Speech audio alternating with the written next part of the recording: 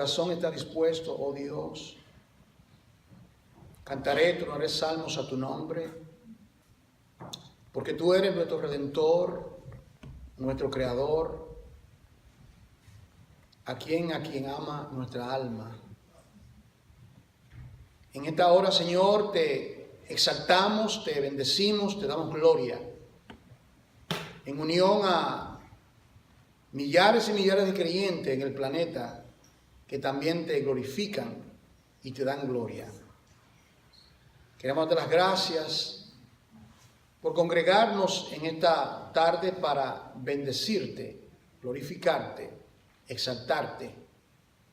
Y también, Padre, para ser fortalecido por el poder de tu palabra. Esa palabra que es lámpara a nuestros pies y lumbrera a nuestro camino. Esa palabra que es vida, esa palabra que es brújula al que anda navegando en los océanos de la vida, siendo Cristo nuestro norte, indicándonos el camino. Te damos gracias, Padre, por cada persona, cada vida aquí presente. Te damos gracias, Señor. Te suplicamos que tú seas, Señor, conmigo en esta hora. Necesito tu ayuda, Espíritu Santo, necesito tu asistencia, la iluminación tuya. Tú conoces, Padre, lo que es preciso decir, Padre amado, y omite aquello que no sea preciso decir en esta hora. Impártenos tu gracia, Padre. Tu honra, tu palabra sobre todas las cosas. En el nombre de Jesús te damos gracias. Amén. Quiero pedirle que abra su Biblia conmigo a la carta del apóstol Pablo a los Colosenses. Carta del apóstol Pablo a los Colosenses, en el primer capítulo. Quisiera darle a ustedes, son 4 capítulos, yo pienso cubrir la mayoría de ellos, así que en una parte voy a acelerar el paso porque yo quiero que usted aprecie la palabra de Dios.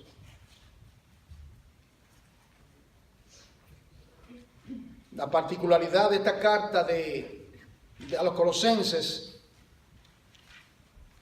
es que ¿dónde se encontraba Pablo cuando él escribe esta carta? El apóstol Pablo escribió 4 cartas: Filipenses, Efesios, Colosenses y Filemón. Y Pablo se encontraba en un arresto domiciliar. ¿Qué significa eso? Que él estaba preso y tenía una casa alquilada, y ahí estaba él amarrado a un soldado romano a la izquierda y a la derecha. Tenía cierta libertad porque las personas podían visitarle, podían ir donde él, pero estaba preso.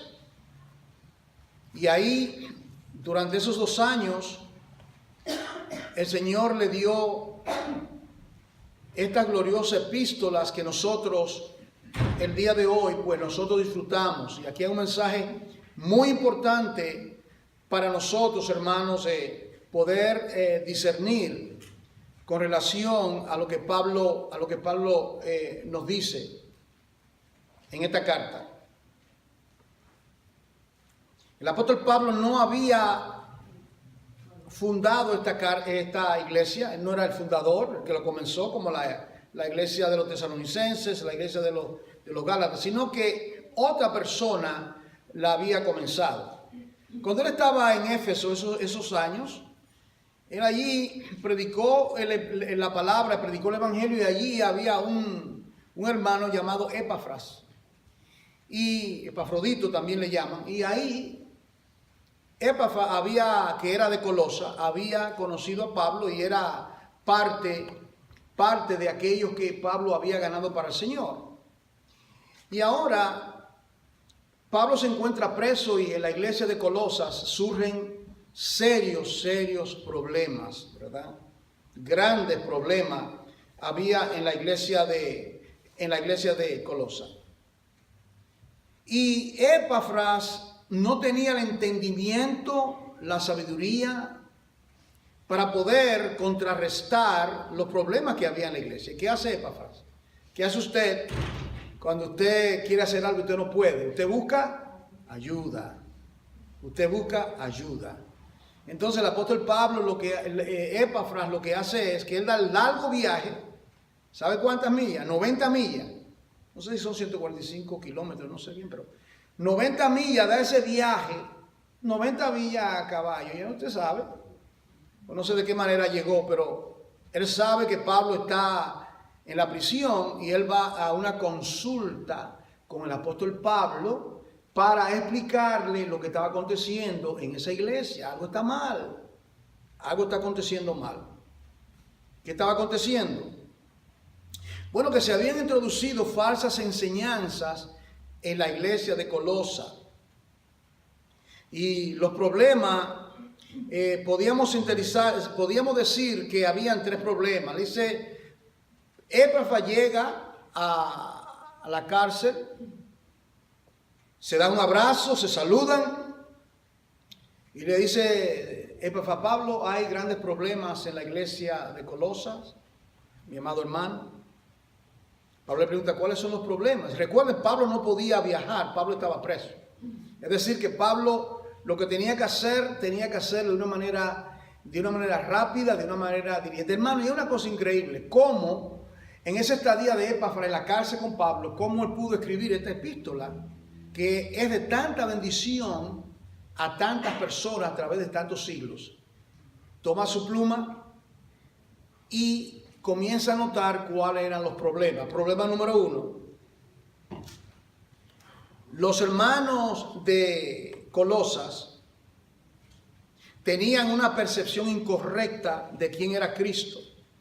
Comenzaron a tener una percepción incorrecta de quién era Jesucristo. Y todo esto se debe a que había un grupo de falsos maestros llamados los gnósticos. La palabra gnósticos viene de una palabra gnosis, que significa conocimiento. Esta gente decían que se necesitaba un conocimiento superior a aquello que Pablo le había dicho. Esos eran los gnósticos. Y lo que estaba aconteciendo era que le estaba dando una idea, una percepción incorrecta. Segundo, la iglesia de Colosas no estaba aceptando la deidad de Jesucristo. Ay, qué problema. No aceptar la deidad. La deidad significa que Cristo es Dios. Dígame usted. Eso se estaba infiltrando en la iglesia de Colosas. Y también el otro problema era el legalismo. Querían regresar a guardar los días de reposo, las fiestas, circuncisión y todas estas cosas. De manera que hay más cosas en todo esto, pero yo no voy a coger, si fuese en una clase, yo le daría fecha y entraría en otras cosas. Pero ahora es un mensaje y quiero ir al texto, que es lo más importante. Pero quiero que usted tenga una idea de los problemas que había. Decir que una iglesia, decir que Cristo no es Dios, y decir, como decían ellos, que necesitábamos adorar ángeles porque los ángeles estaban más cerca de Dios. Eso es algo herético, es un error. Es un error. Y ellos decían que Cristo era una criatura. De ahí es que los testigos de Jehová sacan esa doctrina. Que Cristo es un hijo de Dios, sí, que era un gran maestro, una gran persona, pero que Cristo era creación, una criatura. Y todo esto que está pasando está poniendo a Cristo a un nivel igual que a los hombres. Y si Cristo es igual que los hombres, ese Salvador no salva a nadie. Entonces lo que el apóstol Pablo toma su pluma inspirada, entonces él comienza a combatir esos errores. La manera que se combate el error es con la palabra de Dios, con las Sagradas Escrituras. Entonces él comienza a combatir en el error. Usted va a notar en los 4 capítulos una expresión del apóstol Pablo que con martillo, 13 veces, En Él. En Él. ¿Qué le está diciendo? No es en los ángeles. No es en un conocimiento superior, porque el conocimiento superior los ha dado Dios, porque Dios ha hecho Cristo, poder de Dios y sabiduría de Dios. No es por este medio, en Él, en Él. Y ellos decían, a decir que necesitamos ángeles, que no estamos completos. ¿Y qué dice Pablo? Que en Él habita toda, si hay plenitud, estamos completos. Ese es el punto, estamos completos porque Cristo está completo. En Él habita toda la plenitud de la deidad, en Él estamos completos. Y usa la palabra plenitud 3 veces en la epístola. Entonces esta carta, si le ponemos un tema a la carta, yo diría la preeminencia de Jesucristo. Eso es lo que básicamente el pensamiento, la preeminencia de nuestro Señor Jesucristo. Y aquí él comienza, ve usted el capítulo 1 que vamos a leer. Pablo, tenemos toda la Biblia abierta al capítulo 1 de Colosenses. Vamos allá. Primera parte. La preeminencia de Jesucristo. La preeminencia de Jesucristo. Y él declara en el capítulo 1, Cristo es preeminente. ¿Por qué Cristo es preeminente? Primeramente, esta es una carta bien fuerte, hermano. Él comienza como costumbre, ¿verdad? Él comienza suave. Le habla, le da el saludo y él le dice: Pablo, apóstol de Jesucristo, por la voluntad de Dios, y el hermano Timoteo. Timoteo era su colaborador y estaba con él, no preso, sino que estaba con él. A los santos y fieles en Cristo que están en Colosas. Aquí viene esa salutación que viene siendo gracia y paz. Hares, gracias, saludaban los griegos. Shalom, los judíos. Hares, shalom, gracia y paz. ¿Por qué siempre usa eso? La gracia es lo que Dios otorga. La paz es el resultado que recibimos por lo que Dios otorga. La gracia es lo que Dios nos da. Y al recibir la gracia, ¿qué tenemos? Paz. Paz con Dios. Entonces dice: siempre orando por vosotros, damos gracias a Dios, Padre de nuestro Señor Jesucristo, habiendo oído de vuestra fe en Cristo. Oído, ¿qué habían oído? El Evangelio. Y del amor que tenéis a todos los santos, a causa de la esperanza que os está guardada en los cielos, de la cual ya habéis oído por la palabra verdadera del Evangelio. ¿Cuál es la palabra verdadera? La palabra verdadera es el Evangelio. No es angeología, no es conocimiento profundo, no es otra Cristo más otra cosa, no. El Evangelio. El Evangelio, ¿qué es el Evangelio? 1 Corintios 15. Que Cristo murió por nuestros pecados conforme a las Escrituras, número 1. Que fue sepultado, número 2. Que resucitó al tercer día triunfantemente, y 4, que apareció y que será juez de los vivos y de los muertos. Ese es en esencia el Evangelio, y eso es lo que hay que proclamar, declarar a alta voz. Y le dice entonces, le dice que habéis oído, conociste la gracia de Dios en verdad. Ahora viene el versículo 7, como lo habéis aprendido, mire esto, de Epafras, ¿lo ve? El pastor. Ustedes, ahí en Colosas, Dios le dio a un maestro, a un pastor llamado Epafras, y ustedes han oído eso. Está preparando el camino para lo que le va a decir. Ahora él comienza, ¿verdad? Suavemente, ¿verdad? Y le dice: nuestro consiervo amado, dice de Epafras, que es un fiel ministro de Cristo para vosotros, él es vuestro pastor, quien también él nos ha declarado vuestro amor en el Espíritu, por lo cual también nosotros desde el día que lo oímos no cesamos de orar por vosotros y de pedir que seáis llenos del conocimiento. No sé si usted entre líneas, ¿eh?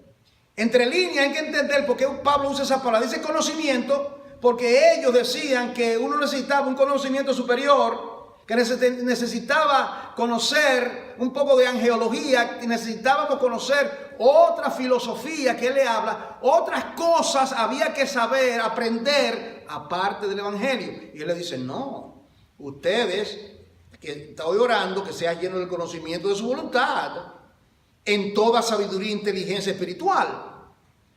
¿Para qué? Para que andéis como es digno del Señor. ¿Y cómo se anda? Bueno, agradándole en todo. ¿Y cuál es el resultado? Llevando fruto en toda buena obra y creciendo en el conocimiento de Dios, conforme a la potencia de su gloria. Hasta ahora todo está bien, ¿verdad? Hasta ahora todo va bien. Entonces ahora viene y le dice,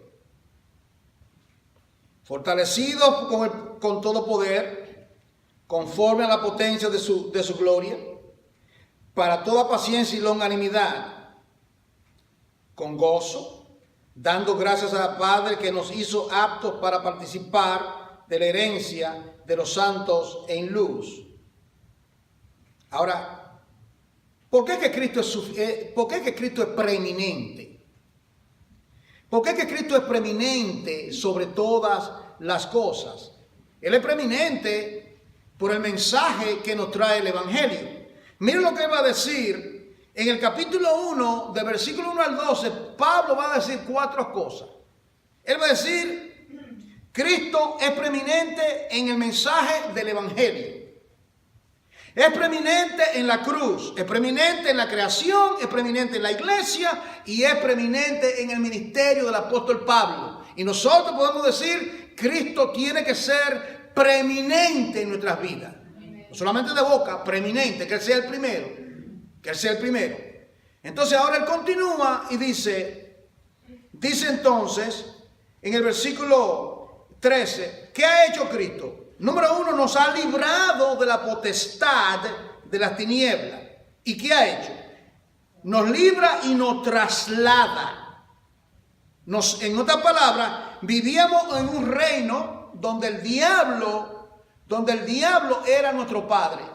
Donde estábamos amaniatados, amarrados, completamente ciegos. Viviendo en la concupiscencia de la carne. Y a Cristo nos ha librado de la potestad de la tiniebla. ¿Y qué ha hecho? Nos ha trasladado al reino de su amado Hijo.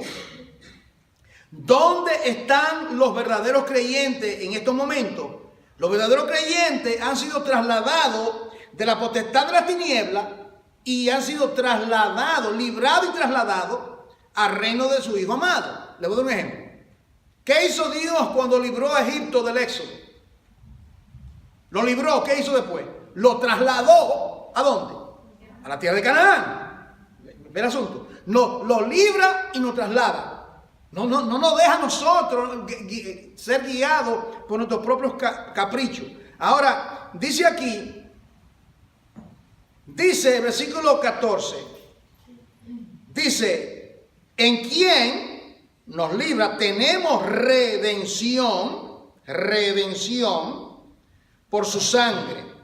Redención significa comprar a precio de sangre, redimir, comprar. Dice entonces, el perdón de pecados. Mire todo lo que hace, la preeminencia de Cristo en el Evangelio y lo que Él logra por medio del Evangelio. Y dice, ahora viene aquí. Mire la grandeza de Jesucristo. Él es la imagen del Dios invisible. ¿Por qué Él dice eso? Porque ellos decían que otra de las cosas que ellos decían era que ellos creían que lo creado había pecado en la creación. Que era imposible que un Dios que sea espiritual va a enviar a su Hijo y que va a ser en forma de carne. Porque la materia, la carne, eso es algo pecaminoso. ¿Me está entendiendo? Entonces él le dice, él está contra. Tiene que entender, hermano, que él, Pablo, no conoce a los hermanos de Colosa. ¿Usted está entendiendo? Es decir, que es el Espíritu de Dios que está dirigiendo a Pablo en esa celda, amarrado de esos soldados, escribiendo bajo la inspiración del Espíritu Santo para corregirlo a ellos y para corregir a todos los falsos maestros que se levantan y quieren negar la deidad y la suficiencia de Jesucristo. Y por eso que le dice, miren, Él es la imagen, Él es Dios, en otra palabra, Él es Dios. Recuerda cuando Felipe le preguntó, muéstranos al Padre y nos basta. ¿Cuál fue la respuesta? ¿Cuánto tiempo estoy contigo, Felipe, y no me conoces? El que me ha visto a mí, ha visto al Padre. Bendito sea su nombre. Entonces le dice entonces, el primogénito de toda creación, o el originador, el primero que hizo la creación. Y dice, porque en Él, en Cristo, fueron creadas todas las cosas, las que hay en los cielos, las que hay en la tierra, sean visibles e invisibles, sean tronos, sean dominios, sean principados, sean potestades. Todo fue creado por medio de Él y para Él. Porque no había nadie, ¿por qué no va a compartir? Ahí no había nadie, ¿no? Era para Él y es para Él. Ahí está entonces lo primero que le dice a la iglesia. Ahora viene aquí y le dice, ahora, y Él es, versículo 17, antes de lo creado, ¿ves? Si Él es antes de lo creado, Él es el creador. Él es antes de lo creado, Él es el creador. Él es el creador. Y todas las cosas en Él, es interesante que no dice existen, y es verdad, subsisten, que su existencia subsiste, depende de Él. Mire, usted hace así, y si Dios no le permite exhalar, usted se muere, sí o sí. Entonces, usted está vivo, su corazón está latiendo, no sé. Un hombre de 70 años, no sé, creo que millones de veces late el corazón toda la vida. Es algo increíble, esa pompa ahí. Y no para, ¿verdad? Eso hay constantemente, hasta el día de la muerte. Pero dice, en Él subsisten. Y Él es, aquí viene, la cabeza, esto a mí me gusta mucho esto, la cabeza del cuerpo, que es la iglesia. La iglesia, el cual, el que es el principio, el primogénito de los muertos. Y aquí dice que para que en todo, Colosenses, para que en todo, dile a la iglesia de Colosas, cuando le lean la carta que va a enviar, dile para que en todo Él tenga la preeminencia. El preeminente es Él. El preeminente porque Él es el creador. El preeminente porque Él murió en la cruz. El preeminente porque es la cabeza de la iglesia. El preeminente en la vida tiene que ser preeminente en la vida suya y en la vida mía. Él debe ser el preeminente. Ahora, dice aquí entonces, dice aquí, por cuanto agradó al Padre, ¿qué cosa? Que en Él habitase, usted ve la palabra plenitud, esa palabra es importante. Porque plenitud significa que está lleno, que está completo. Porque ellos decían, la iglesia de Colosas decía, no. Cristo no es suficiente. Tenemos que acudir a angelología. Tenemos que acudir a los ángeles. Tenemos que acudir a los ángeles porque los ángeles están más cerca de Dios. Y ellos llegaban a darle culto. Cuando usted lee la carta, usted ve que dice, rindiéndole culto a ángeles. Entremetiéndose en cosas que aún no conocen.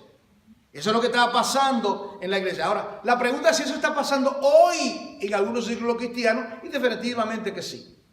Definitivamente esto acontece en iglesia. La falsa doctrina se puede ser introducida. Un pastor, creo que de California, me contactó hace como 3 meses Y me estaba diciendo, ¿qué puedo hacer? Se estaba introduciendo una falsa doctrina en la iglesia. Fue alguien que vino a la iglesia. Uno que era pastor y estaba en la iglesia, entonces comenzó y le dio el púlpito y comenzó a enseñar algo herético. Y se reunía en la casa y el pastor estaba turbado. Y digo, bueno, ¿qué va a hacer? Digo, bueno, yo lo que haría usted, yo reunía a toda la congregación y prohibía que esa persona sea permitida en ninguna casa porque ya está viniendo con otro evangelio. Y era una falta de respeto a ese pastor y a la hermandad. Y estaba leudando, dañando la hermandad. El diablo siembra cizaña. Y le estaba introduciendo falsa doctrina. Me decía este pastor, lo mismo que está aconteciendo aquí. Estaban los gnósticos. Entraban encubiertamente y estaban dañando la hermandad. Dice el versículo 19, dice, por cuanto agradó al Padre que en él habitase toda plenitud. Mire esto, la grandeza de la obra de Cristo, mire la grandeza de la obra de Cristo, hermano, mire la grandeza. Y por medio de él, reconciliar consigo todas las cosas. Mire la grandeza de la obra de Cristo, hermano. La grandeza de la obra de Cristo. Reconciliar todas las cosas. ¿Cuáles cosas? Bueno, las que están en la tierra por causa del pecado. Las que están en los cielos. ¿Y de qué manera lo va a hacer? ¿Cuál es el instrumento de esta extraordinaria reconciliación? La cruz, la sangre. Por haciendo la paz mediante la sangre de su cruz. De esa manera. Y vosotros también, que erais en otro tiempo, que éramos extraños, enemigos en nuestra mente, haciendo malas obras, ahora os ha reconciliado en su cuerpo de carne por medio de la muerte. ¿Para qué? Para presentarnos santos y sin manchas e irreprensibles delante de él. Ahora en el versículo 24 dice, ahora me gozo en lo que padezco por vosotros y cumplo en mi carne lo que falta de las aflicciones de Cristo,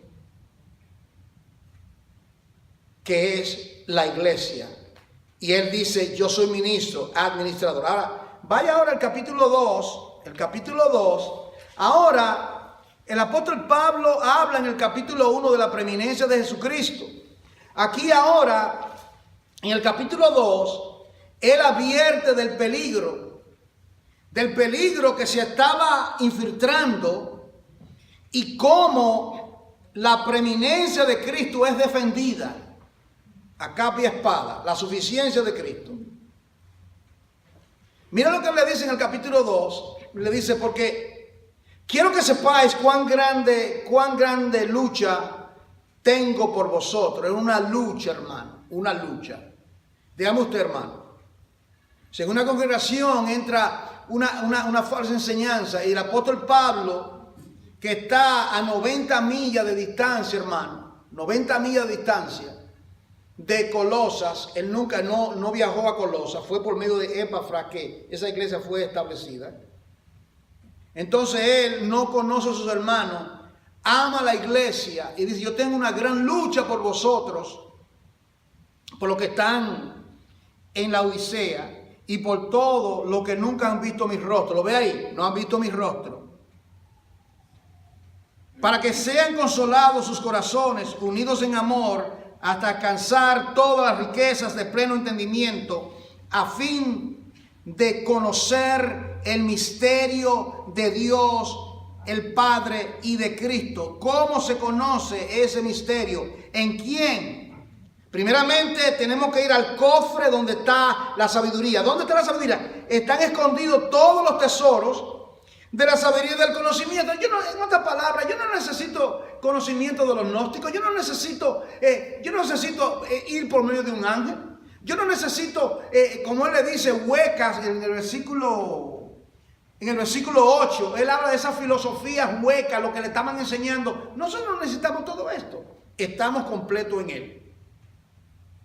Esto es importante porque a veces hay creyentes que están en un lugar que le están dando un buen alimento, buena palabra, la palabra es la palabra, y ellos quieren aventurar, como el llanero solitario, aventurar por otros prados, sin saber lo que hay ahí, sin saber el espíritu que se mueve en ese lugar. Entonces, aquí ellos, bueno, la manera que lo hacían ellos se infiltraban secretamente, iban, invadían los lugares, y lo hicieron en la iglesia de Galacia, lo hicieron en la iglesia de Éfeso, lo hicieron en esta congregación también. En diferentes congregaciones fundadas por el apóstol Pablo se infiltraban esas falsas enseñanzas. Y por eso es que tenemos que conocer las Sagradas Escrituras.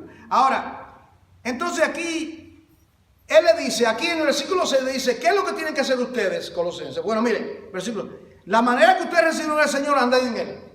De la manera, lo que le enseñó Epafras, la doctrina que le enseñó Epafras, eso que le enseñó, continúen en eso, no se desvíen, no cojan por otro laberinto, continúen en la enseñanza que Epafras, el pastor de ellos, le ha enseñado. Y ahora le dice en el versículo 8, aquí viene el problema, le dice en el versículo 7, ¿de qué manera tienen que andar en él? Número 1, arraigados como un árbol, la raíz, buscando los nutrientes en Cristo Jesús la roca, arraigados, edificado en él, confirmados en la fe, así como habéis sido enseñados. Ustedes ya lo enseñaron esto. Y dice, abundando en acciones de gracias. Mira, le dice, aquí viene, le da la advertencia 3 veces. Le dice, mira, cuidado. Mira esto. Cuidado con las vanas filosofías. Cuidado con el legalismo religioso. Cuidado con la disciplina humana del ascetismo. No toque, no maneje, no haga esto, no haga lo otro. Usted ha pensado, ay, yo no puedo hacer esto. Todo un pecado. Era vivir una vida amaniatada. Ay, que no haga esto, no toque esto, no haga esto. Usted lo va a ver aquí en el capítulo 2. Mira lo que dice aquí. Primeramente dice, cuidado, mirad, ten cuidado, que nadie te engañe. ¿De qué manera me pueden engañar? Por medio de filosofías y huecas sutilezas. Eso es algo hueco. Decir que yo tengo que ir a un ángel, decir que Cristo no es suficiente para mi salvación, para mi seguridad eterna, eso es falso, dice Pablo. Dice, según las tradiciones de los hombres. Esto es una enseñanza de hombre conforme a los rudimentos del mundo y no según Cristo. No según Jesucristo. Y dice, porque aquí viene otra vez, porque en él habita. Y mire cómo lo dice, corporalmente. ¿Sabe por qué dice corporalmente? En el cuerpo. Porque ellos decían que el cuerpo, ¿me está entendiendo el punto? Ellos decían que el cuerpo, que eso era pecado, que la materia es mala. Esto es malo. Y todo lo contrario, el cuerpo no es malo. Dios fue el que creó nuestro cuerpo. Es más, dice que nosotros glorifiquemos a Dios en nuestro cuerpo. Que le glorifiquemos, le demos gloria. Y dice, porque en él habita corporalmente toda la plenitud. Mire, cuando ve a Jesucristo, es Jesucristo el que estuvo esos 33 años en la tierra. En él habitó corporalmente todo lo que es Dios estaba ahí. Esto es un gran misterio, hermano. Pensar que el creador del universo, todo lo que es Dios, con todos sus atributos, con toda su gloria, miraban a Jesucristo. Pero lo glorioso de todo eso es que cuando veían a Jesucristo era como ver a Pedro a los demás. De tal manera que cuando él fue entregado por Judas, ¿qué tuvo que hacer Judas para identificarlo? Darle un beso. No es como lo pintan en los cuadros con un brillo aquí, una areola, halo, ¿verdad? Un brillo en la cara, nada de eso. Eso es religioso. Eso es mentira. Pero mire, pero cuando llega el momento y el Padre, por ejemplo, allá en Mateo 18, cuando sube al monte, cuando él se transfigura aparece Moisés, la ley, Elías, los profetas, Juan, Pedro y Jacobo. Y dice que se transfiguró. Es como decir que él tomó su carne, la rasgó y detrás de esa carne estaba Dios, la gloria, la Shekinah. Por eso que decía que su rostro, que resplandecía. Y ellos quedaron aquí anonadados. Dice, hagamos 3 pabellones. ¿Para qué ir otra vez abajo? Vamos a quedarnos aquí. Qué egoísta, ¿verdad? Los otros discípulos estaban abajo esperando y ellos estaban ahí gozando. Como nosotros, ¿verdad? Queremos gozarnos nosotros y que los otros sálvense quien pueda. Los otros discípulos abajo y ellos allá arriba en la gloria. No. Entonces aquí viene, Él da ese destello de que Él es Dios, la transfiguración. Entonces mire lo que dice aquí. ¿Qué fue lo que Él hizo? Entonces dice entonces que estamos completos en Él, que es la cabeza de todo principado y potestad. En Él también fuiste circuncidado en circuncisión no hecha carne, al echar de vosotros el cuerpo pecaminoso carnal en la circuncisión de Cristo, sepultados con Él en el bautismo, en el cual fuiste también resucitados con Él. Cuando alguien se bautiza en las aguas, juntamente también es resucitado con Él. Somos una nueva criatura. Dice aquí, ¿y qué hace Él entonces con nuestros pecados? Nos perdona nuestros pecados, anulando el acta de los decretos que había contra nosotros, el acta de los decretos que había contra nosotros. Yo he explicado esto, pero tengo que explicarlo porque aquí hay gente que no sabe lo que es eso. El acta de los decretos, ¿qué significa eso, hermano Juan? Explíqueme, lo estoy leyendo. Era que cuando las personas cometían un delito, ellos tomaban un documento y escribían cuál era el delito. Este está aquí porque es sedicioso. Este está aquí porque robó. Este está aquí porque fue contra Roma. Y ponían eso y lo ponían en la celda, lo clavaban. Entonces cuando la persona pasaba, en cada celda había ese acta de los decretos. ¿Me está entendiendo, hermano? Entonces nosotros, desde el día que salimos del vientre de mamá, ya tenemos un acta de los decretos. Juan Córdoba, pecador por Adán y pecador por práctica. Ponga su nombre ahí. El acta de los decretos, contra de nosotros, un documento. Tú eres pecador, la paga del pecado es muerte. Si no te arrepientes, si no te tornas a Dios, va a perecer eternamente. Entonces, ¿qué hace Cristo con ese acta de los decretos? Mira lo que Él hace. Mientras los soldados romanos estaban clavando en su mano, el Padre también estaba clavando.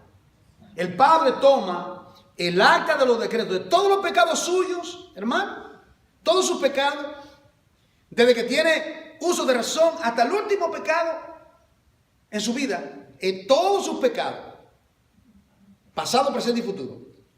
Y viene el Padre y lo toma y lo clava en la cruz.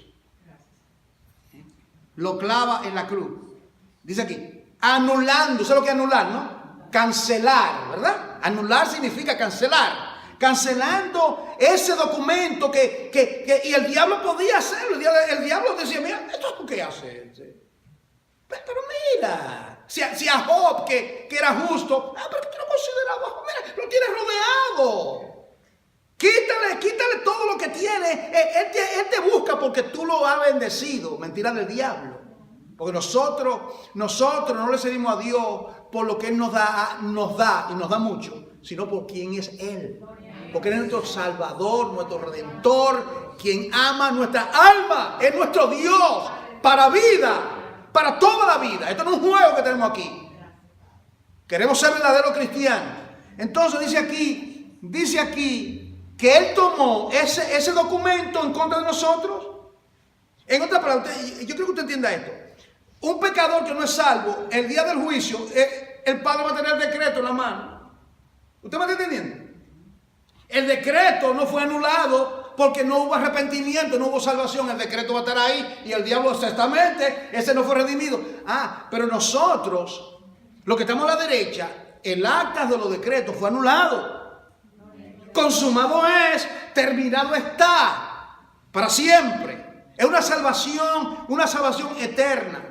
Entonces dice aquí que Él tomó ese decreto, lo clavó en la cruz Y dice aquí, quitándola de en medio y clavándola en la cruz y despojando a los principados y a los potestades, todo el imperio satánico que podía señalarnos, lo despojó.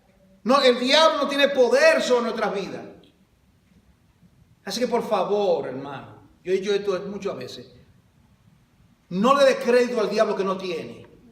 Le pasa algo a un hermano, oh, el diablo, ¿cómo es eso? Que el diablo esto y que el diablo lo otro. O sea, hay iglesias que son expertas que todo es el diablo. ¿Cómo es que nosotros somos hijos de Dios? ¿Verdad? Y que el diablo va a tener, claro que está, la Biblia dice que no le demos lugar al diablo.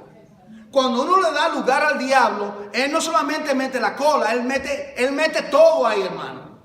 Entonces dice, no des lugar al diablo, ¿verdad? No, por ejemplo dice, airaos pero no pequéis, no des lugar al diablo. No se ponga el sol sobre vuestro enojo. ¿Han leído eso, verdad?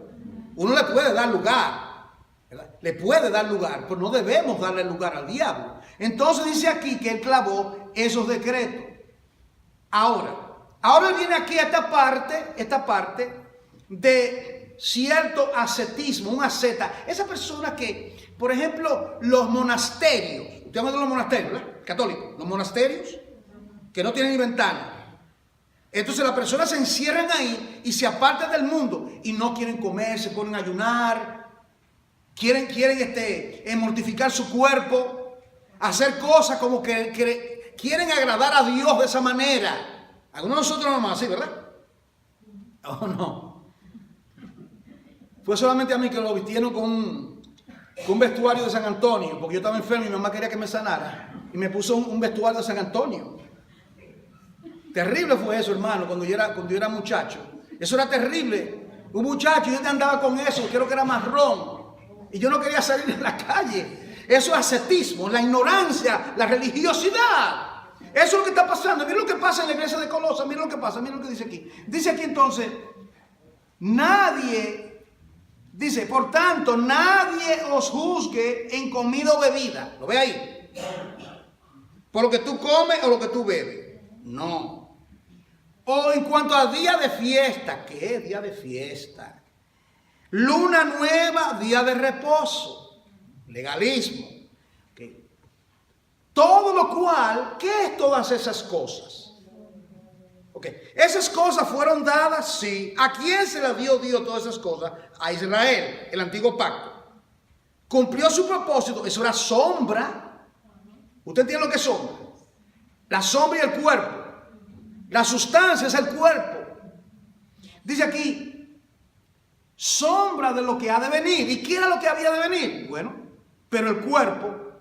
La realidad, ¿usted entiende? La realidad es muy fácil. Usted sale, está el sol y yo veo la sombra suya.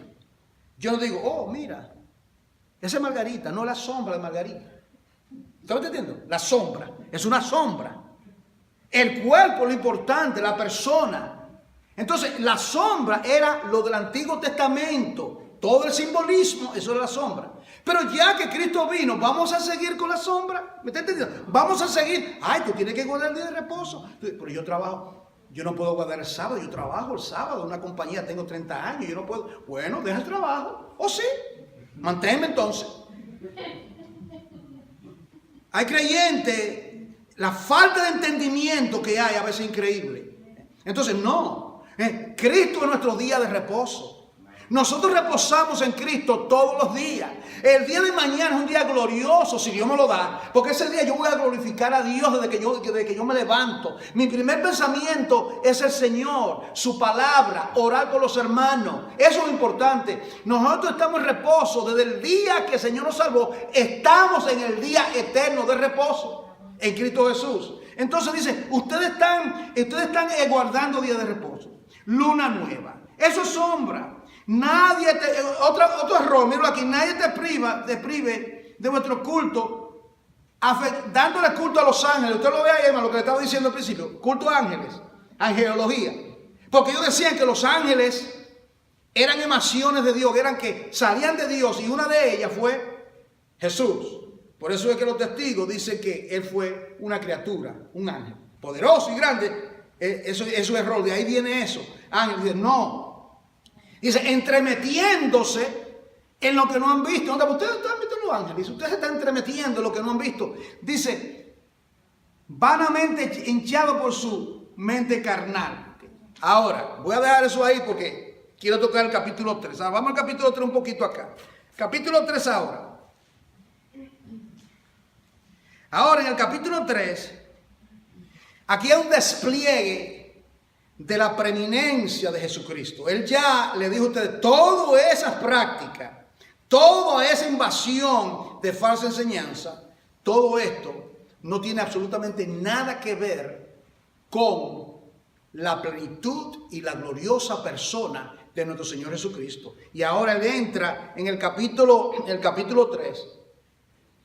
Si pues habéis resucitados con Cristo, ¿qué deben hacer ustedes, Colosas? Deben de buscar las cosas de arriba, donde está Cristo sentado a la diestra de Dios. Poner la mira en las cosas de arriba y no en la de la tierra. Pues habéis muerto y vuestra vida, ¿dónde está nuestra vida?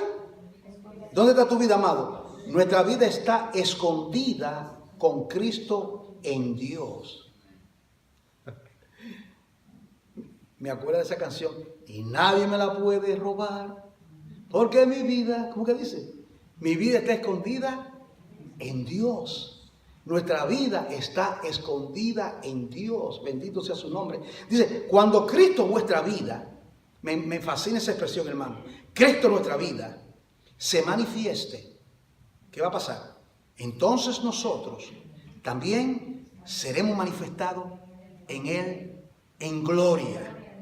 Bendito sea. Oh, querida María, qué bienaventurada eres. Manifestado con Él en gloria.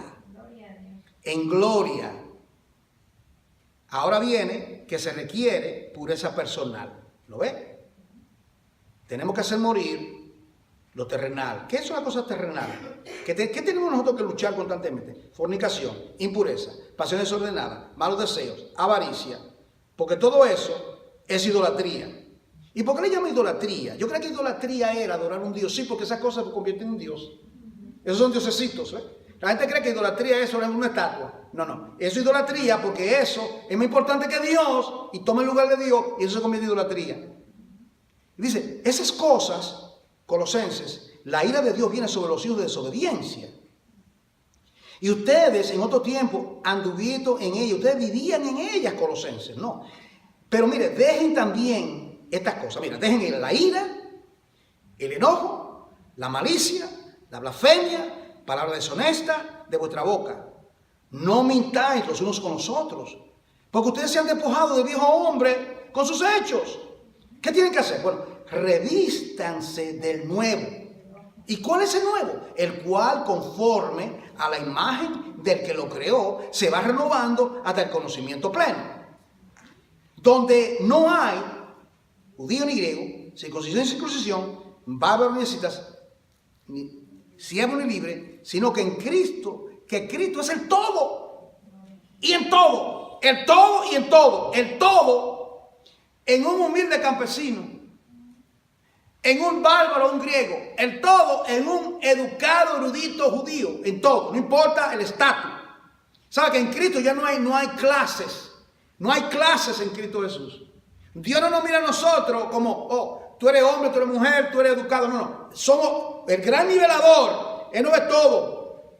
El gran nivelador es Cristo Jesús. Entonces, ahora, ok, ahora viene la comunión cristiana.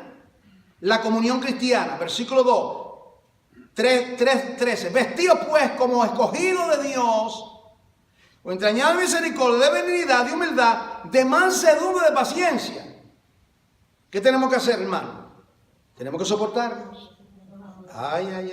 Soportándonos unos a otros y perdonándonos unos a otros.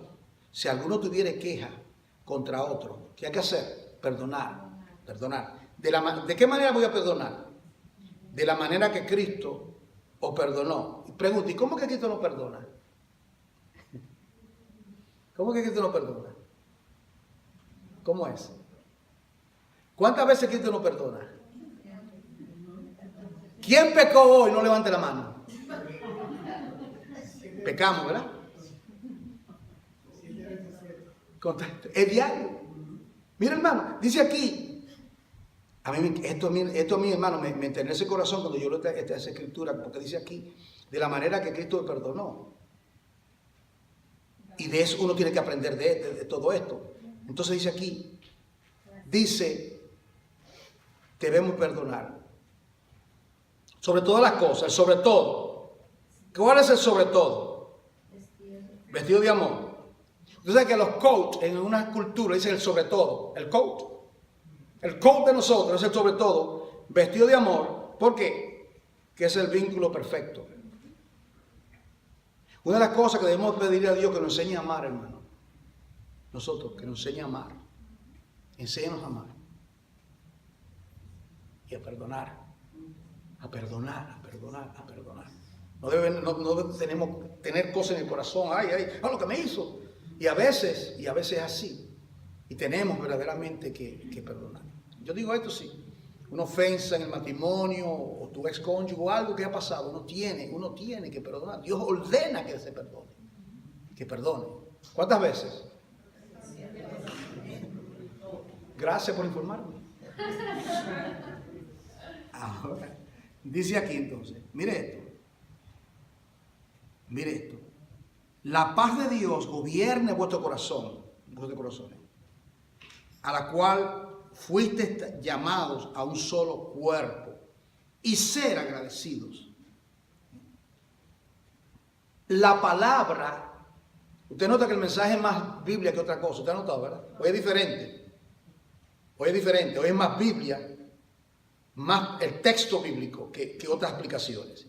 La palabra de Cristo, o la palabra, quien es Cristo, more. ¿Con qué cantidad? Échale mano si es para ti. Yo no quiero, cuando usted tiene hambre, usted de esos restaurantes de cachete, de esos restaurantes, ¿a cuánto lo han decepcionado? Y usted cree, y usted viene con esa hambre, ¿verdad?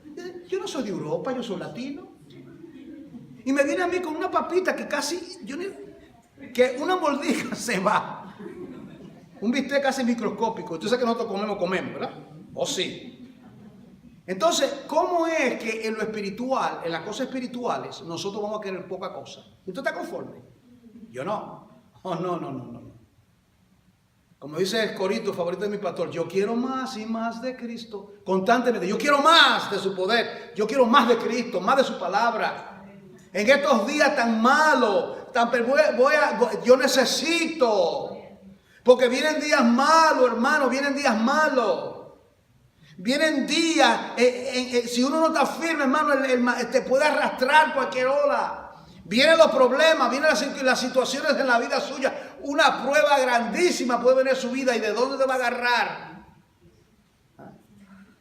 Si no te llena de Él. Él siempre está a tu lado, pero tú tienes que llenarte de Él. ¿Verdad? ¿Qué fue lo que Pedro dijo cuando estaba hundiendo? Santiago, ayúdame. Juan, mi mundo. ¿A quién fue que gritó? ¿Para quién fue Cristo? Al Señor. No sé si está captando. Los otros podían, ellos sabían nadar, pero ¿a quién fue que clamó?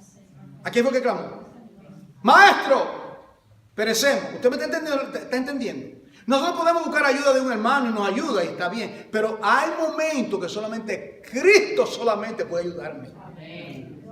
Él solamente puede ayudar. En esta situación, sí, oren por mí, por esto, pero solamente el Señor puede ayudarnos. Y dice entonces aquí, la palabra de Cristo mora en abundancia en vuestros corazones. ¿De qué manera es que la palabra, como hoy, enseñándonos, eso es lo de hoy, enseñanza y exhortación, enseñándonos y exhortándonos, el pastor, no, unos a otros. Usted ve esto, hermano, unos a otros, esto es uno para otro. Usted me exhorta a mí, yo le exhorto a usted. Usted exhorta al hermano que está al lado y le exhorta. El marido exhorta a la mujer exhorta al marido. Es así, cada uno exhortándonos, ayudándonos. ¿Verdad? Dice, exhortándonos unos a nosotros con toda sabiduría ¿Qué hay que hacer también? Cantando con gracia en vuestros corazones al Señor. ¿Con qué?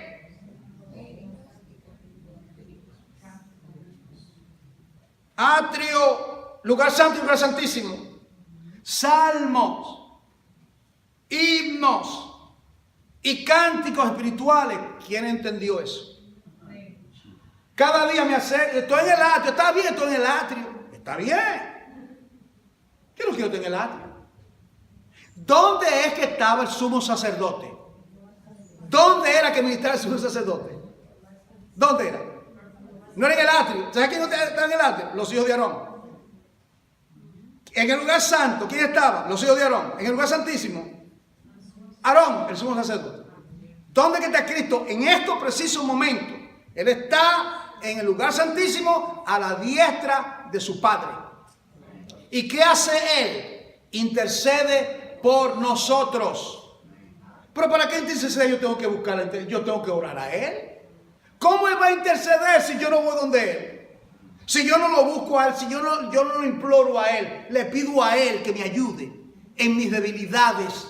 Entonces, dice aquí, ahora llega esto, la parte de, aquí él entra en la preeminencia de Jesucristo, en la pureza personal, en la comunión de los santos. Note usted, en el hogar, la casada, ¿lo ve ahí? Casada, maridos, ¿lo ve? Hijos, padres, siervos. ¿Usted ve lo que está haciendo Pablo? Unidad en cada parte. Cristo tiene que saturar el matrimonio, el hogar, la relación con los hijos, en el trabajo. Cristo es por todas partes. No solamente los domingos, por todas partes. Cristo en la casa, en el hogar, donde sea.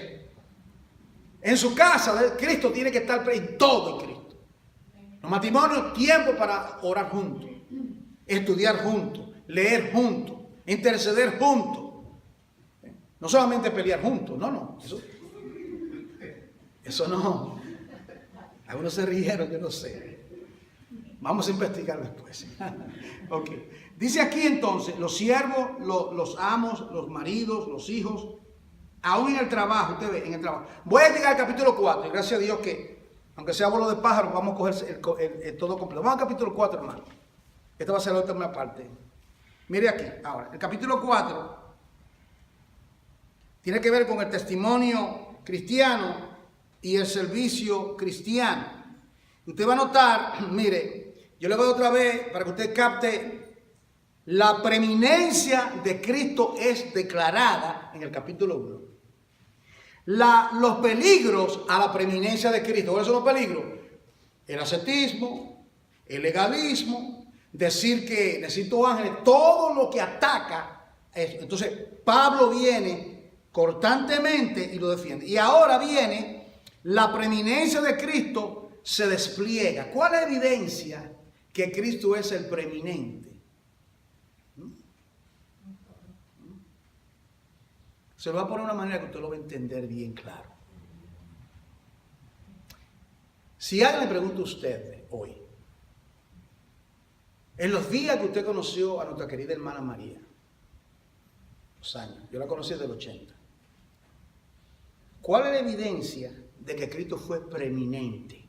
Yo diría, deme por lo menos unas cuantas semanas para yo poder, porque las cosas que podíamos decir, ¿usted me está entendiendo, hermano? La preeminencia, la vida, cómo vivió, y no es nadie perfecto, cómo el amor, su misericordia, su trato, todo lo que hay. Y porque el evangelio tiene que saturar cada aspecto de la vida de uno, cada aspecto de nuestra vida tiene que saturar. Llegando a esto, mire aquí, a los amos le habla, hagan lo justo con vuestros siervos. Cuidado, amos.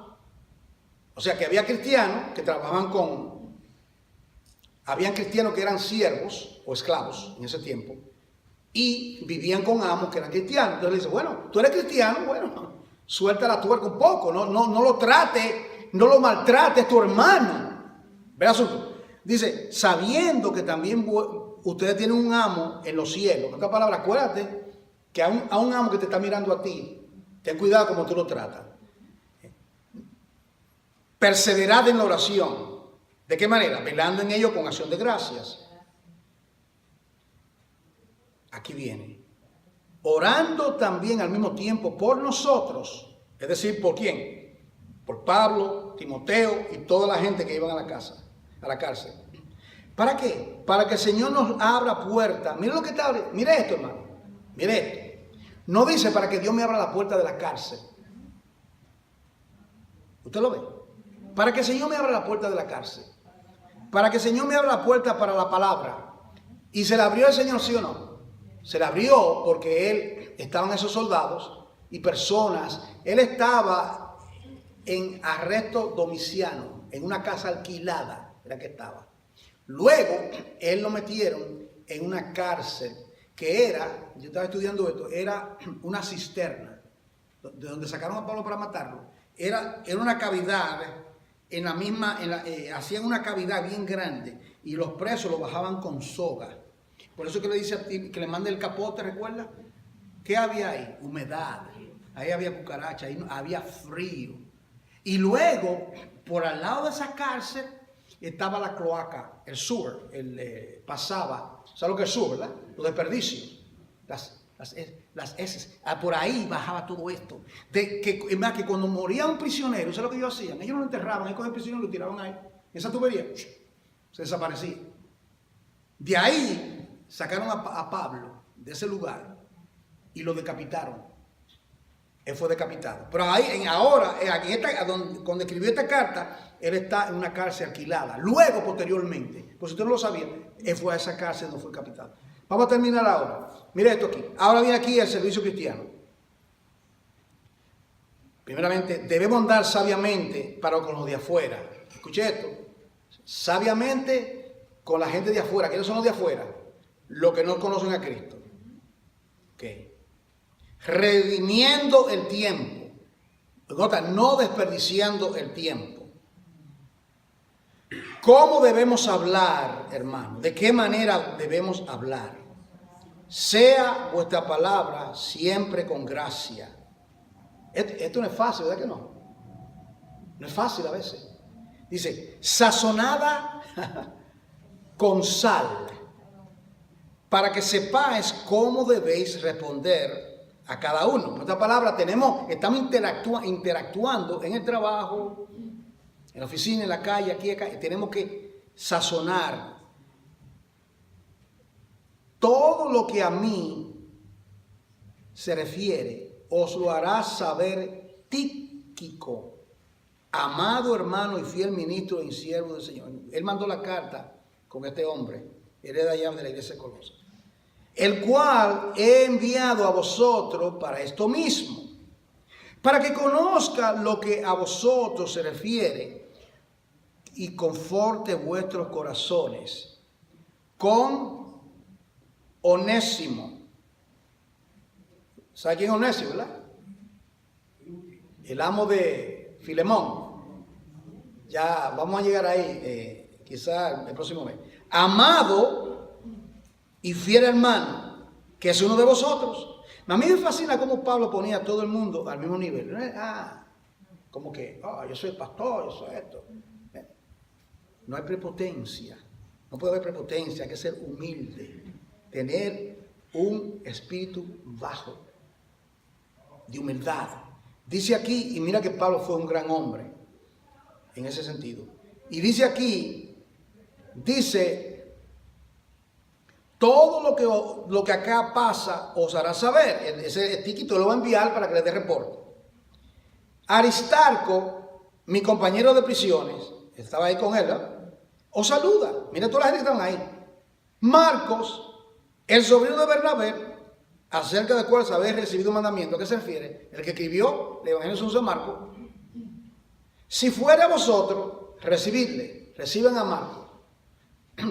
Y Jesús, llamado justo, que son los únicos de la circuncisión. ¿Qué significa si dice que son de la circuncisión? ¿Que eran qué? Los judíos. ¿Ven? Que me ayudan en el reino de Dios y han sido para mí un consuelo, aún en la cárcel. Os saluda Epafras, el cual es uno de vosotros, siervo de Cristo, siempre rogando encarecidamente por vosotros en sus oraciones, para que seáis firmes, perfectos. Ahí está esa palabrita completa. Ustedes ven, hermano, el punto. Completo. Esas palabras son clave porque ellos decían que no, Cristo no es suficiente. Completo. Cristo es todo. Yo no necesito más nada. Tenemos a Cristo, lo tenemos todo. Él es el todo de Dios, el cofre. No falta nada en Él. Dice aquí, completo en todo lo que Dios quiere. Porque de Él doy testimonio de que tiene gran solicitud por vosotros y por los que están en la Odisea y los que están en Hierápolis. Había 3 ciudades: Éfeso, la Odisea, Hierápolis. Eran ciudades circunvecinas. Os saluda Lucas. ¿Quién es? El médico amado.